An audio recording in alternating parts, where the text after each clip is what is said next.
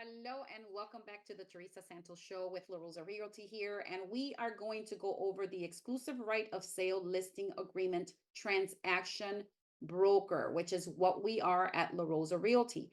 But first, I am not an attorney. Make sure that you read the disclosure before this video. And this is for educational purposes only. And of course, if you have any legal questions, you are to contact an attorney or have your client contact an attorney. All right, so now that we have that out of the way, don't forget to subscribe, like, and share this video so that way you can stay abreast of all the new trainings coming forward, okay? So today we're gonna go to the exclusive right of sale listing agreement, and we're gonna go through this one more time. I had already done this class, and this again is effective August 2024. As of today. So we're going to go through it one more time because there were a couple changes since the last time I recorded it. And I want to make sure that everyone is clear on how to fill out this agreement and when they're going to need certain forms. Okay, so exclusive right of sale listing agreement. This exclusive agreement or a sale agreement is between who? Between the sellers. Obviously, here's the name of all the sellers. Whether it's an LLC, whoever's involved in the sale, the sellers would go here. The broker, again, it is not saying agent, it's highlighting broker. So that would be La Rosa Realty in our case, okay? For whoever's watching this, if you're in a different brokerage, obviously it would be your broker's information here, whatever the name of your broker is. You do not put your name on this line, okay? No names, just the brokerage name. All right, authority to sell property. Seller gives broker the exclusive right to sell the real and personal property, collectively property described below at the price and terms described below, beginning when.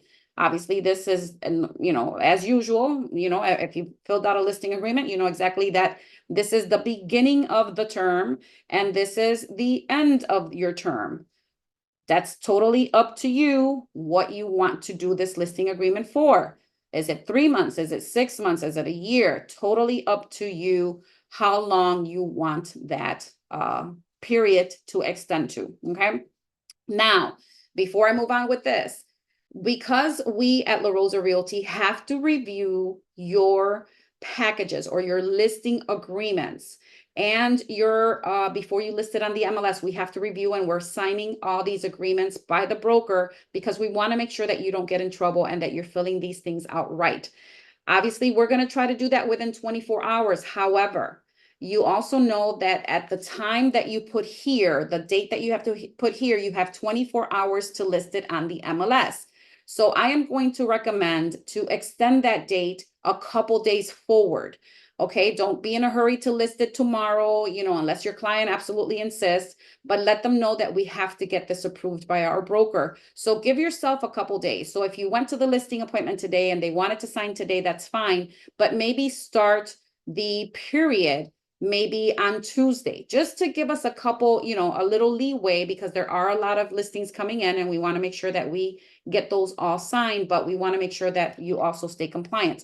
So maybe give a day or two, extra before you actually list it on the MLS. So that way we have time to sign those documents, okay? And of course, here you're going to put the termination date. Description of property. We all know how to do that, right? We put the address and we put the legal description. Okay.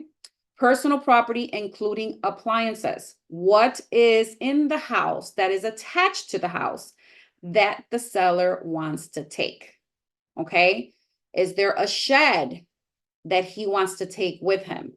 Because a shed, if it's affixed to the ground, that is part of the property, right? It's part of the actual real property. So if the seller wants to take the shed, or they want to take the washer and dryer, or they want to take the stove and refrigerator with them, that has to be in here. It's personal property, including appliances that are going to go with the seller. Okay. All right. So before, remember that this had, it was listed independently, right? Like everything was placed in there, but now it's just what is the seller taking with them that's not included in the sale of the property. All right. Occupancy. Is the property occupied? Or is it not currently occupied by tenant? If occupied by lease, when does the lease expire? So it's either is or is not. This is not if it's occupied by the seller. If it's only if it's occupied by a tenant. Is it occupied by a tenant or is it not currently occupied by a tenant? Okay. And if occupied, when does the lease term expire? Price and terms. The property is offered for sale on the following terms or other terms acceptable to seller. Price. What is the price that the seller wants for his property? That's where you're going to put the price there. Now, obviously here, you're going to discuss this with your seller, right? The options that are possibly available for financing, whether he only wants cash for it, conventional, VA, FHA, that's totally a conversation you have with your seller. And obviously other, in case they're willing to do seller financing of some sort, right? There's seller financing here. Seller will hold a purchase money mortgage in the amount. Now, obviously, some of this is usually not used in our common residential listing agreements. Usually they just want to sell it the traditional way, but obviously they do have other options where they can do seller financing or someone assume the existing mortgage if it's allowed by the mortgage company. So they do have other options, but our traditional is always going to be financing terms. Okay. And you're going to select whatever financing terms. Now, I do recommend that if there's a field that you are not going to fill in, put in not apply. Okay. And A. And A, and A, and A, and A, and A, and A. Why? Because you don't want to leave any field open for someone else to fill it in for you. Okay. So that is pretty much it. Okay. Lender approval as assumption is required. That is if it's an assumption. So this is just, again, read that on your own time. It's really just related to the financing terms. And obviously you can decide that with your seller as to what financing terms they're going to want to participate in. Seller expenses. Seller will pay mortgage discount, other closing costs, or concessions not to exceed. Now, before this used to be, you can do a percentage, right? It used to have a percentage that if they wanted to give concessions, if the seller wanted to give concessions. So if your seller wants to help the buyer with closing costs or anything of that nature, they can put a flat fee. It has to be a flat fee. It can no longer be a percentage. So that would be whatever the seller is willing to pay in concessions, okay? And you would put that flat fee there. All right, so we're broker obligations, obviously, again, agrees to make diligent and continued efforts. We all know what our obligations are. Multiple listing service, this is where it gets, interesting. Placing the property in a multiple listing service is beneficial to the seller, so it's explaining how important it is because the property will be exposed to a large number of potential buyers. As an MLS participant, which we are, broker is obligated to enter the property into the MLS within 1 business day. That's why I was telling you that you have to be careful because you do have to enter it within 1 business day. But because we have to approve them for right now, give us at least 2 days to at least, give you some time to do that. Okay. You can prepare it on the MLS. You can get it already on the MLS, but you have to send it to the broker to have them approve the listing before you submit it as active. So because you only have 1 day, make sure that you give a couple days on your start agreement. So that way you have some time to send it to corporate to sign. Okay. So 1 business day of marketing the property to the public, and obviously see paragraph 6A regarding that, or as necessary to comply with local MLS rules. This listing will be published according to the MLS unless seller directs broker otherwise in writing. See paragraph 6B. Seller authorizes broker to report to the MLS this listing information and price terms and financing information on any resulting sale for use by authorized board association members and MLS participants and subscribers unless the seller directs the broker otherwise in writing. Okay. Broker authority. Seller authorizes the broker to, this is pretty normal. This kind of almost stayed exactly the same, that it basically display the property on the internet except for the street address. This is only happens if the seller is instructing you not to display the actual physical number of the address of their property. And that could be because maybe they're a police officer or they work for the federal government or they're FBI or something of that nature where they don't want their address or street address out in public. Okay. So that would be that portion right there. But normally we don't check this off again, unless it's something like that situation. Not publicly market to the public, seller opt out. This is where seller does not authorize broker to display the property on the MLS, which they can choose. However, if they do that, seller understands and acknowledges that if seller checks option 6B, A for sale sign will not be placed on the property, and seller understands and acknowledges that if seller checks option 6BI, broker will be limited to marketing the property only to agents within the broker's office. So they can elect not to put it on the MLS. However, if they don't put it on the MLS, you cannot market it to the public. You can only market it to the people in your brokerage. Okay, so you can market it to anyone in La Rosa Realty and see if you can find a seller, but that's only if they authorize you not to display the property on the MLS. Okay, and of course, they would have to initial that they agree with that. Now, these initials are not necessary if they're not telling you this, right? So a lot of agents end up putting initials here or having the seller's initial, but that's only if they decide not to put it on the MLS, they have to initial. But if they decided that they're going to put it on the MLS, like any normal listing, they don't have to put initials here, okay? Obtain information relating to the present mortgages on the property. Provide objective comparative market analysis. These are just all our obligations, right, to potential buyers. Check if applicable. Use lockbox system to show and access the property. Obviously, we all use a lockbox unless the seller refuses to put a lockbox on their property. It could be that the seller only wants them to open the door, or for them to be there when you're showing the property, and maybe they don't want a lockbox. Obviously, you're going to explain to them why the importance of a lockbox in case they are on vacation, in case they're, working, and you have somebody has a potential buyer and you want to make sure that they get it seen or shown. So obviously, most of the time you're going to check this, use lockbox system, unless again, the seller tells you no lockbox. All right, so use a lockbox system to show and access the property. A lockbox does not ensure the property's security. So this is kind of disclosing that obviously just because it has a lockbox does not ensure the property security. Seller is advised to secure or remove valuables, which we should be advising our sellers anyway. Seller agrees that the lockbox is for the seller's benefit and releases broker persons working through broker and broker's local realtor board association from all liability and responsibility in connection with any damage or loss that occurs. So let's go back to lockbox.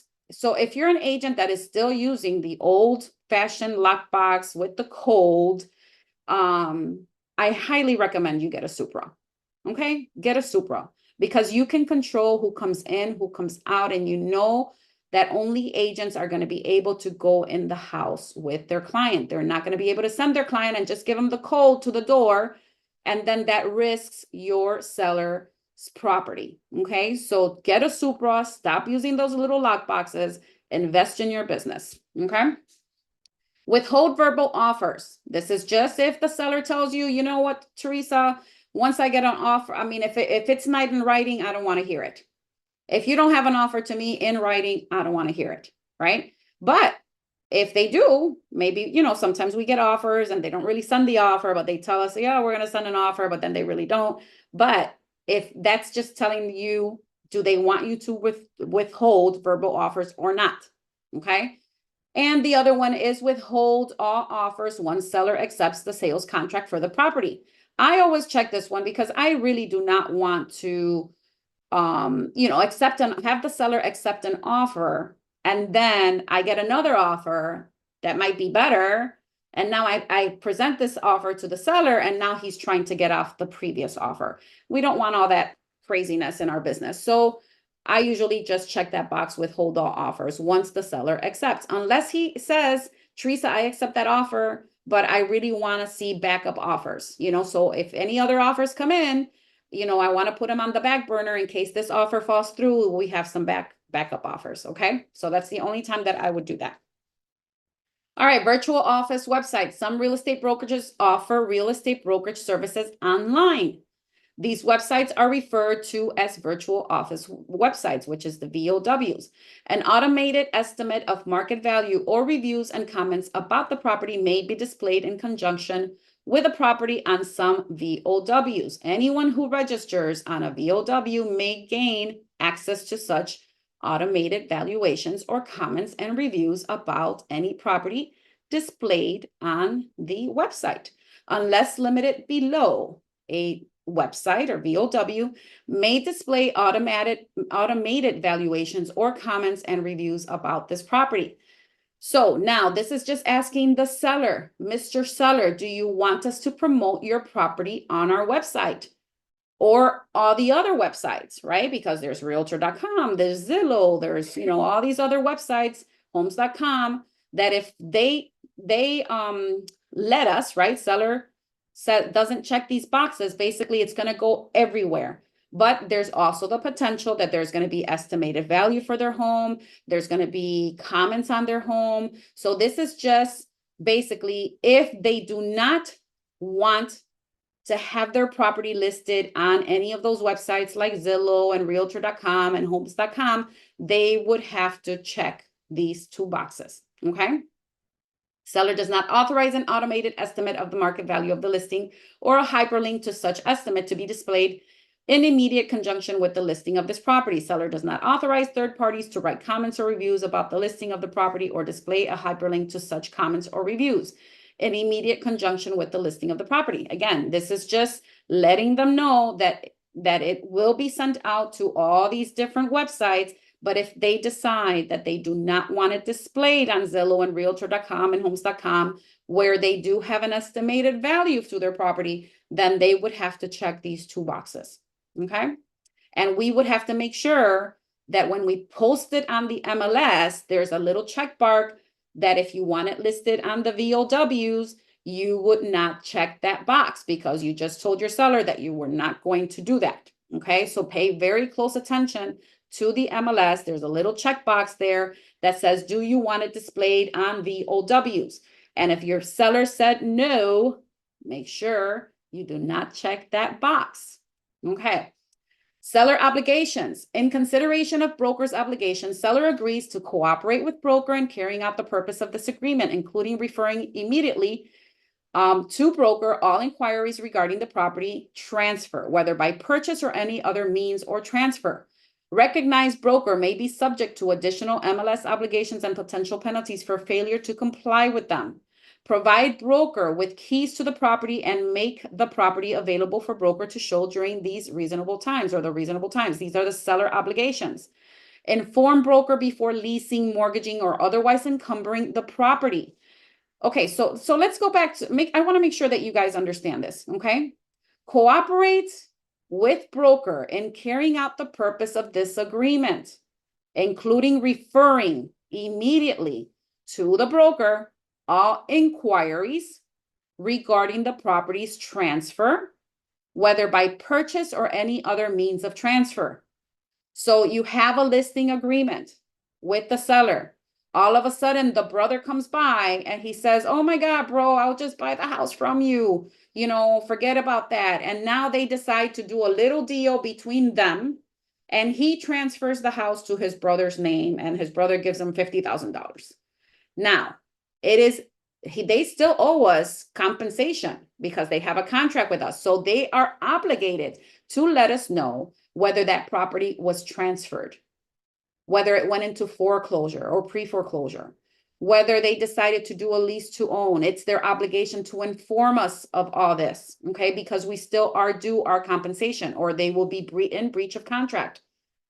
Provide broker with keys to the property and make the property available. Obviously, if they want a lockbox and they want us to show the property, then we need keys to the property, right? Or at least if they have a keypad, that we can use the code to the door, then we use that, which I don't recommend. Again, I would prefer a Supra with a key. Why don't use the lock code? Because again, you're risking your seller's property that anybody can send a buyer over there and say, hey, this is the code to that door. Go ahead, go see it. Let me know if you want to buy it and I'll do the offer. No, that's not going to happen. So make sure that you guys invest in Supra to protect your seller or whatever lockbox system is available to you, because obviously Supra is available in South Florida, but I know they just changed it in Central Florida. So whatever lockbox system is available in your market, make sure that that's what you get. Okay. A digital lockbox service. All right. So provide broker with the keys, inform broker before leasing, mortgaging, or otherwise encumbering the property. If they refinance the house while the house is listed, they need to inform you. If they decide to lease the house while it's listed, they have to inform you. All right. Anything or encumbering the property. They get a lien on the property. They have to inform you. Okay. Indemnity, broker and hold broker harmless from losses, damages, costs, and expenses of any nature, including attorney fees, and from liability to any person that broker incurs because of seller's negligence, representations, misrepresentations, actions, or inactions, the use of a lockbox system, right? Or a lockbox, right? It says lockbox. The existence of undisclosed material facts about the property. This clause will survive broker's performance and the transfer of title. So this is all the obligations that the seller has to make sure that they do not basically have breach of contract, okay? Perform any act reasonably necessary to comply with FIRPTA. If you don't know what FIRPTA is, make sure that you look that up. You should know what FIRPTA is. I'm not going to give a FIRPTA class, but you should know what FIRPTA is. All right, so make all legally required disclosures, including all facts that materially affect the property's value and are not readily observable or known by the buyer. Seller certifies and represents that seller knows of no such material facts, local government building code violations, unobservable defects, and any other than the following, okay? So why is this important for your seller to disclose? I'm just going to give you an example. If your seller, for instance, had a flood last year or a claim on the insurance company, and because there was a leak and they had to replace this and replace that, whatever it is, they have to disclose any possible material facts in that property. If they know that there's a leak in the roof, if they know that the piping is, some sort of piping that's no longer regulated, they have to disclose what they know regarding the property so that you're able to disclose it. Okay? They need to disclose any defects or code violations in the property. If they have an illegal unit, if they have an illegal addition, they need to disclose that. So make sure that they understand that that is very important. Seller will immediately inform broker of any material facts that arise after signing this agreement. So they signed this listing agreement. Next week, there's a hurricane and now the roof is leaking. They need to inform the broker of any material facts after signing this. They signed this. Next week, the AC goes out and the AC is not working. They need to inform the broker. Okay, any material defects that become available after they sign this agreement, they have to make sure that they inform you. Okay, so these are important. This is something that you need to make sure that you read with the seller and that they understand their obligations to the brokerage, just like they understand your responsibilities as the broker to sell their property. Okay. Now the sellers are going to sign, and broker or authorized associate. So here, the broker can sign here, just like he used to, and we can sign as the authorized associate on the listing agreement. But the broker has to sign this, and we need to get this signed or checked or signed before we list the property, okay? Or make it active. All right, let's get to the good part. Compensation. Seller will compensate broker as specified below if a buyer is procured who is ready, willing, and able to purchase the property or any interest in the property on the terms of this agreement or any other terms acceptable. Seller to seller. Seller will pay the broker as follows. We'll pay the broker. Let me just be clear on that. We'll pay the broker. Here's where you're going to put how much compensation, how many apples are you going to charge your seller to sell their property. This is your compensation. I don't know. Could be 5%, could be 6%, could be 7%. I don't know. It's whatever you decide as the broker, and or the broker has their minimum. I'm not sure, but you have to put the total that you are going to be compensated, okay, to sell this house, plus any bonuses. Maybe there's a bonus, right? This is not for the transaction fee that has been changed. Okay, so you cannot put the transaction fee here. Okay, but you can put any bonuses. Teresa, I'll pay you 5 apples, and if you get me full price, I'll give you $1,000 in bonus. Right? So that's where you're going to put here the total that you're going to receive. Now, a lot of agents leave this blank. I still don't understand why.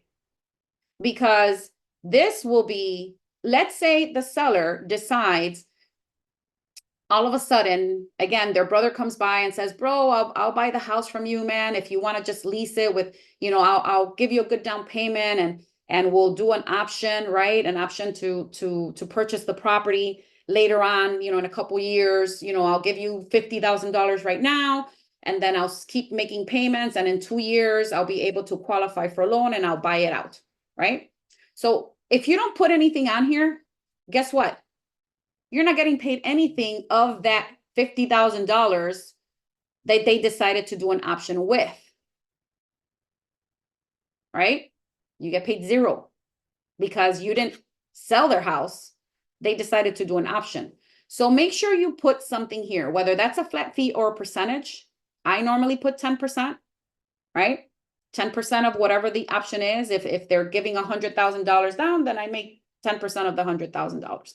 If they're putting 50% down, I make 10% of the $50,000, right? Same thing here. If they decide, Teresa, we've decided we're not going to sell the property, we're just going to lease it. Or maybe the property's not selling and all of a sudden they decide that they're going to rent it and not sell it. Don't you want to get paid if they decide to do that? I would put 10% here of gross lease value as a leasing fee on the date seller enters into a lease or agreement to lease, whichever is earlier. This fee is not due if the property is or becomes the subject of a contract granting an exclusive right to lease the property. Okay. Here is the option of the consideration paid for an option. Again, if he paid $50,000 to go do an option, you get 10% of that 50. At the time an option is created, if the option is exercised, seller will pay broker the fee less the amount broker received under this subparagraph. So basically, they're going to pay one way or another. Okay. All right. Broker's fee is due in the following circumstances. If any interest in the property is transferred. Again, if they decide to transfer it to the brother, if they decide to transfer it to their sister, if they decide to do a quick claim deed and transfer title, they still owe us compensation. Okay. Whether by sale, lease, exchange, governmental action, bankruptcy, or any other means of transfer, regardless of whether the buyer is secured by seller, broker, or any other person, if the seller refuses or fails to sign an offer at the price and terms stated in this agreement, defaults on an executed sales contract, or agrees with a buyer to cancel an executed sales contract. If within how many days? This is your termination period, your protection period. So let's say they decide to cancel the contract because the brother said, oh, I'll do this and, you can transfer the house to me. And now they call you and say, Teresa, I want to cancel my listing agreement. Okay. You need a protection period because he might cancel that agreement and now go and sell it to his brother. He still owes you compensation or the brokerage compensation. So how many days do you want to protect yourself from the date of either cancellation of this agreement? How much protection period do you want, right? I'd say 90 days minimum. My personal opinion, 90 days minimum, okay? After termination date, which is your protection period, seller transfer to or contracts to transfer the property or any interest in the property to any prospects with whom seller, broker, or any real estate licensee communicated regarding the property before the termination date. So this is only protecting you for any prospects with whom the seller, the broker, or any other real estate licensee communicated regarding the property before the termination date. However, let's read that. However, no fee will be due to the broker if the property is relisted after the termination date and sold through another broker. So this is where your protection period dies, right? So if they cancel this listing agreement and now they go and they hire another real estate agent, okay? So no fee will be due to us, the broker, if the property is relisted after the termination date. So let's say it terminated today and they relisted it tomorrow with someone else and the property sold, we won't get paid. But if they transfer the property, right, then at that point, even after the termination, because you have the protection period, you are still owed your compensation. Okay. All right. Retained deposits. As a brokerage, we are not going to retain deposits. Well, wait, this is deposits. I apologize. I'm talking about retainers. So retained deposits. As consideration for broker services, broker is entitled to receive what percentage of all deposits that seller retains as liquidated damages for a buyer's default in a transaction, not to exceed the paragraph 8 fee. So this is just telling you that if the buyer, right, it's under contract, the buyer defaults on the contract, and the seller gets to keep the escrow, what percentage of the escrow is going to be part of your compensation? So let's say it's a $10,000 escrow and the seller now won that $10,000 because the buyer defaulted. What percentage of that $10,000 is going to be compensated or is entitled the broker entitled to? That you would have to put a percentage here, 25%, 50%. Okay. So I'd say 50%. I mean, I still did all the work. We went under contract. It's not my fault that the buyer defaulted, right? So I would say at least 50% if you can. Of all deposits, any escrow. Let's say they put $10,000 within the first 3 days, and then they gave another $10,000, after inspection. That's already $20,000 in escrow. So if they default on that contract and the seller is entitled to that escrow, 50% of that would come to you or to the broker to pay you, obviously, as long as it's not more than what you agreed upon here. Okay. So if you agree upon to whatever, 2%, and your 2% is only $4,000, but they gave $20,000 in escrow, you can only get whatever you put here. You cannot get more than what you put here. Okay. All right, brokerage commissions are not set by law and are fully negotiable. Back to our famous little tagline that we see in every contract right now. Notice to seller regarding buyer's brokers. The buyer's broker, even if compensated by seller or broker, will provide services for the buyer.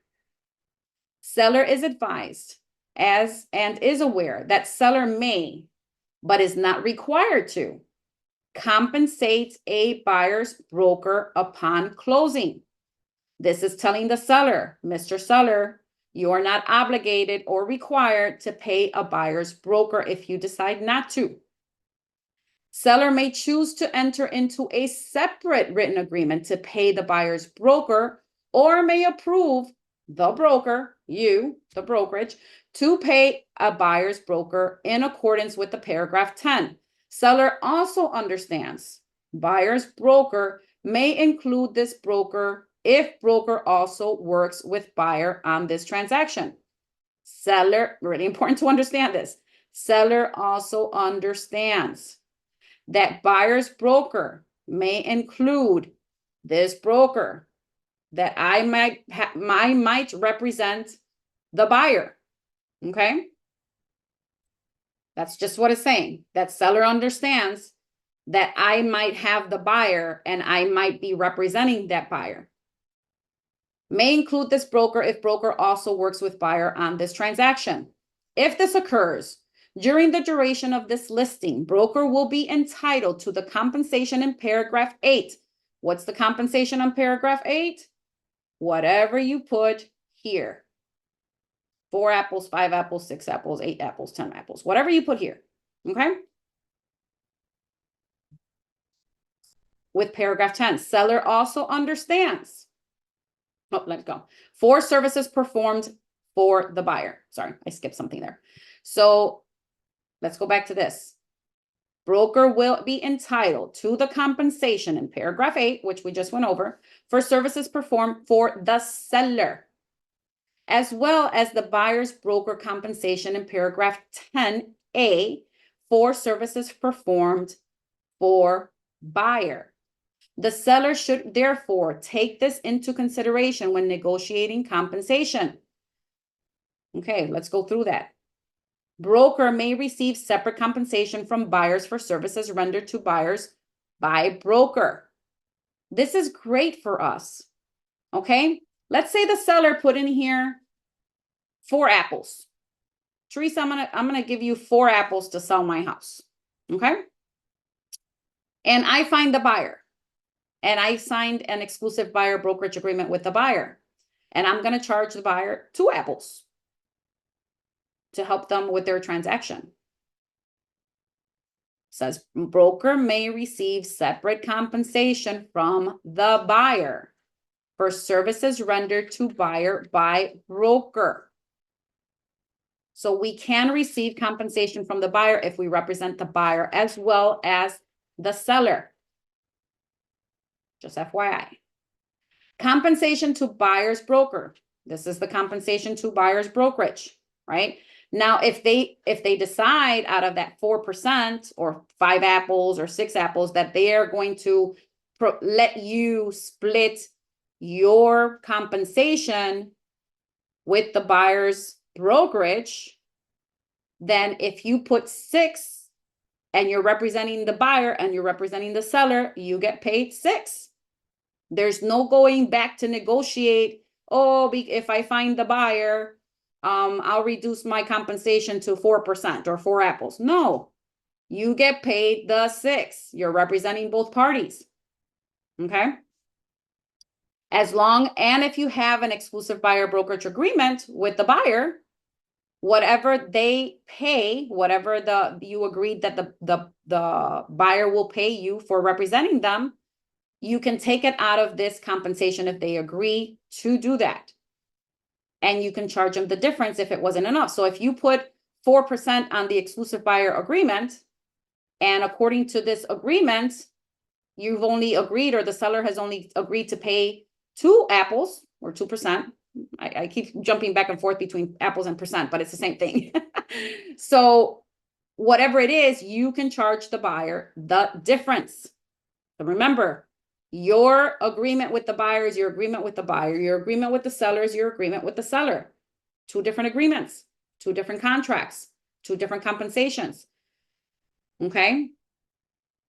But if the seller is authorizing you to pay a couple apples, let's say 2 apples, but you agreed with the buyer that you're going to charge them 4 apples, then you can take the 2 that the seller is paying and you can still charge your buyer the other 2. Okay. Or you can say, Mr. Buyer, I'm okay with the 2 apples that the seller is compensating. So I'm good. You don't have to pay me anything.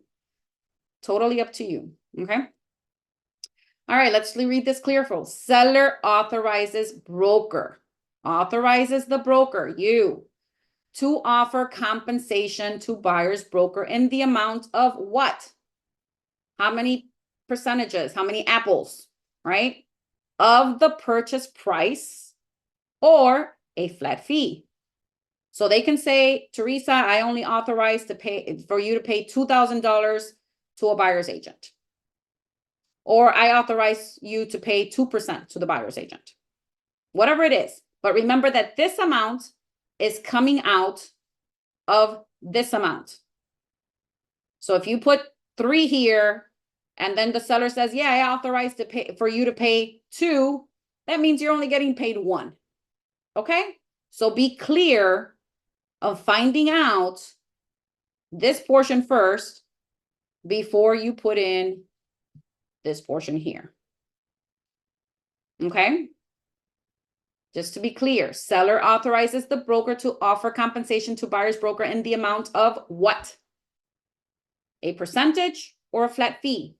This amount will be paid from broker, you, the brokerage, to the buyer's broker from the compensation amount agreed to in paragraph 8. Make sure you read this before you check the boxes. What did you put on paragraph 8? Here. What did you put here? Because this is what the seller's authorizing you to cooperate with. You put 4 apples there and he tells you to cooperate with 2. You get paid 2. The buyer's agent gets paid 2. Okay. Same as usual. Same as we used to do it. Right? B, the new one. Seller authorizes broker to offer compensation to buyer's broker from seller in the amount of X percentage of the purchase price or a flat fee. This compensation will be set forth in a separate written agreement between the seller and the buyer's broker. This is where those compensation agreements come to play. You have the compensation agreement that is seller's broker to buyer's broker, right? That's the same one we've always used, right? We've always been brokerage to brokerage. That's how the compensation's always gone. That's the original way of doing business. But now there's a, Teresa, I'm going to pay you 4 apples to sell my house. And but I want you to keep your 4 apples. And if I get a buyer, I'm willing to compensate 2% to a buyer's broker or 1% to the buyer's broker or whatever they agree to. But that's coming out of my proceeds, not out of Teresa's proceeds or La Rosa's proceeds, right? So they have that choice, which is honestly is the same exact thing. They're still paying a set amount, right? So when I see this and I see this, it's exactly the same thing that we've been doing here, right? We get paid, we split it with the buyer's brokerage. Now it's just saying seller authorizes that he wants to pay it. He wants to pay Teresa or La Rosa Realty, and then he wants to pay the buyer's agent separately. Same exact thing. Yeah, I don't even know why this even exists. That's my personal opinion here, but it is what it is. And that's what we have to go with, right? C, no compensation will be offered to buyer's broker. As a brokerage with La Rosa Realty, we are a cooperating brokerage. What does that mean to you as a La Rosa agent? If you're an agent with another broker, find out what the rules are in your brokerage. But if you're a La Rosa Realty agent, you are a cooperating agent. We are not going to allow, as a brokerage, you to take on a listing with no compensation to be offered to buyer's broker. So if you have a buyer that says, nope, I don't want to pay a buyer's broker at all. I only want to pay you 3% or 4% or whatever, and that's it. I'm not paying nothing. If they want to go this route, we will not be accepting that listing. Okay, those are the new policies of La Rosa Realty. We are not going to play the games. Today you are the listing agent. Tomorrow you will be the buyer's agent. So you have to remember that even though you're the listing agent today, you might be the buyer's agent tomorrow, and you want to make sure that you can secure compensation. So we are going to remain a cooperating brokerage as of August 2024. That is who we are. Will that change? I'm not sure. But as of right now, of August 2024, we are a cooperating brokerage. Okay. All right. So brokerage relationships. Broker will act as a transaction broker. We have always been a transaction broker. Broker will deal honestly and fairly, will account for all funds, will use skill, care, and diligence in the transaction, will disclose unknown facts that materially affect the value of the residential property, which are not readily observable to the buyer. What does this mean? Let's will disclose. Our obligation will disclose all known facts that materially affect the value of the residential property, which are not readily observable to the buyer. will present all offers and counteroffers in a timely manner unless directed otherwise in writing, and will have limited confidentiality with the seller unless waived in writing. I want you guys to really think about this and really read this carefully, because remember, this is your brokerage relationship and your responsibility to your sellers and also to the buyer in a sense. Because if the seller tells you, oh yeah, Teresa, that AC is giving me trouble, I don't know, I think it's probably just going to last 6 months, or, that they already told me that I'm going to need a new AC, but I don't want to replace the AC. I forget it. I just, don't say anything about the AC. You cannot do that. If they disclosed it to you, you have to disclose it. And you have to be clear with them that whatever you disclose, you still have to disclose. Whatever they disclose to you, you have the obligation to disclose. Okay? You don't want to get stuck in there that they didn't tell me anything, and the agent knew that there was a leaky roof or the AC was bad and she didn't say anything. No, or he didn't say anything. No, you don't want to be caught up in that. So make sure that your seller understands that whatever they disclose, you have to disclose. So if they don't want if they know something and they don't want to disclose it, make sure that they don't disclose it to you. Okay? But I'm just putting it out there. Again, this is for educational purposes, not legal advice. All right. So, and pay cancellation fee. Okay. So broker, so let's go back here. Conditional termination. At seller's request, broker may agree to conditionally terminate this agreement. If broker agrees to conditionally terminate, or termination, a conditional termination, seller must sign a withdrawal agreement, reimburse the broker for all direct expenses incurred in marketing the property, and pay a cancellation of whatever fee here plus applicable sales tax. Okay.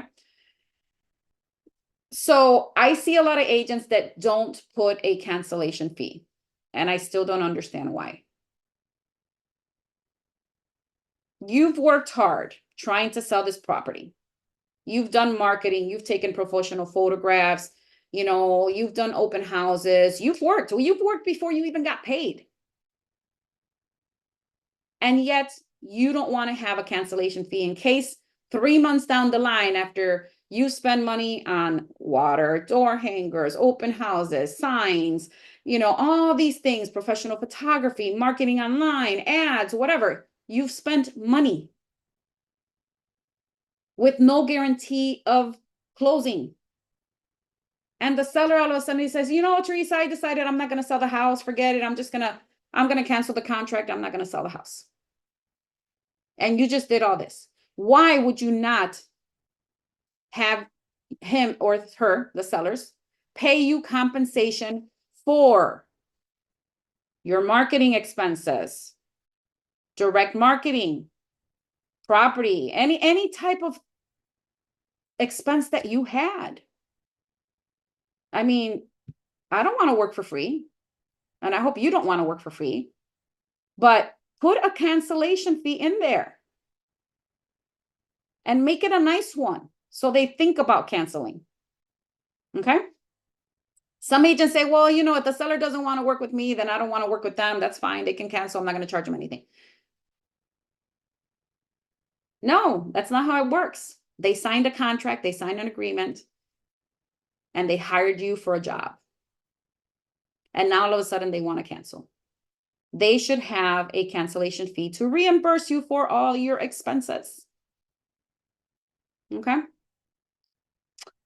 Broker may void the conditional termination. This is really important. And seller will pay the fee stated in paragraph 8 less the cancellation fee if seller transfers or contracts to transfer the property. This protects us again. So when you guys complain about NAR, this protects us again. When you complain about your dues, this protects us again. Okay? What does that mean? Seller will pay the fee stated in paragraph 8. What did we put on paragraph 8? Where did we put on paragraph 8? There we go. Here, what did we put here that the seller was going to compensate us? Right here, paragraph 8, okay? If the buyer or the seller transfers or contracts to transfer the property or any interest in the property during the time period from the date of conditional termination to termination date and protection period. So what does that mean? They cancel the contract on you, right? Let's say they even pay the cancellation fee, but this is a conditional termination. It doesn't say termination or permanent termination. This is a conditional termination, which means that if they cancel this contract and they go tomorrow and sell the property to their brother or transfer it to their cousin or whatever they do with the property, if it's not listed by another agent, but they decide to do it on their own, they decide to do it for sale by owner. They decide to, just transfer the property, do a quitclaim deed. Whatever they decide, if it's within the conditional termination and within your protection period, remember the protection period we put up here? We put a protection period here, right here, the termination date and a protection period, right? So during the protection period, if that happens, guess what? You're still owed compensation. Okay? All right, so dispute resolution. This agreement will be construed under Florida law on controversies, claims, and other matters in question between the parties arising out of and relating to this agreement or the breach thereof will be settled first by attempting mediation. So I'm not going to read all this. We all know what disputes are. Somebody doesn't agree to something. The seller doesn't agree, the buyer doesn't agree, the broker doesn't agree, whatever it is. It's going to go to mediation first. All parties together. They come to an agreement, hopefully, and it's done. But if they don't, it's telling us here that we will go into arbitration. However, La Rosa Realty is not authorizing arbitration. So we will not be putting signature boxes or initial boxes in here because we will not be doing arbitration or agreeing to arbitration at La Rosa Realty. If you're with another broker, that's totally up to the other broker that you're with. But if you're with La Rosa Realty, you will not be initialing or having your seller initial this, and we will not be initialing this. This will be left blank. Okay? If we go to mediation and we cannot resolve it in mediation, if the broker decides, he can go directly to litigation. Okay? But we were not agreeing to arbitration. Miscellaneous. This agreement is binding on sellers and brokers, heirs, personal representatives. This agreement is binding on sellers and brokers, heirs, personal representatives, administrators, successors, and assigns. Broker may assign this agreement to another listing office. So this is just giving authorization to the broker in case for some godforsaken reason, they want to transfer it to another broker because the agent is leaving and they want to allow it. The broker wants to allow for them to take their listing. They can assign this listing agreement to another brokerage. Obviously, we are not going to do that. So don't leave the brokerage while you have a listing. All right. So personal representatives, broker may assign this agreement to another listing. This agreement is the entire agreement between seller and broker. No prior or present agreements or representations will be binding on seller or broker unless included in this agreement. Electronic signatures are acceptable. Signatures, initials, and modifications communicated by facsimile will be considered as originals. The term buyer, as used in this agreement, includes buyers, tenants, exchangers, optionees, and other categories of potential or actual transferees. Additional terms. Here's any additional terms that you come to with your seller. That's where you would put those additional terms. Please do not do additional terms on compensation here. This is not what this is for. Okay? So make sure that that is not in there. The compensation, all the compensation is here or here. Okay? All right, let's go back down. Again, seller, broker here, authorized associate. So you'll still be able to sign here, but you still have to send this to the broker to sign before you list the property. Just to make sure that we're all on the same page. Seller's signatures, the same, home phone number, work number, fax number, address, email address, the same thing, just fill it out based on what it's asking for. Very important here. When this is fully executed and all parties have signed, you need to make sure that you put copy return to seller on. What date did you send it to the seller fully executed? I know we have a habit of filling out these forms and both parties sign and then we don't return it to the seller, or we don't send it back to the seller. We keep it in our file, but we don't send it back to the seller and or the buyer, right? You're supposed to send a copy of the fully executed contract to the parties involved. You're going to have to put a date here, and you're going to have to say by email, meaning .loop. It's the easiest way for us to keep track when you send it, at what time you send it, and all that good stuff. Okay, so .loop for that. Fax, we don't use fax anymore for the most part. Mail, I don't know if you want to use snail mail, unless obviously they're out of the country or something that it doesn't allow them to send by email. And of course, personal delivery, which again, email is the safest for you and everybody concerned. Even if you send it personally or deliver it personally, also send it by email and put the date that you send it. Okay. And make sure that all of these pages are initialed where they need to be initialed. All right, guys. So that is it for the exclusive right of sale listing agreement. Now, again, don't forget to share this. Don't forget to like, don't forget to subscribe so that you can start getting all the trainings. But I also want you to make sure that you understand everything. So of course, there is my contact information here. You can scan that. That is my contact info. And you can always give me a call and reach out, or you can put any comments below this video and I will make sure that I respond to those comments. So thank you so much and have an amazing day. And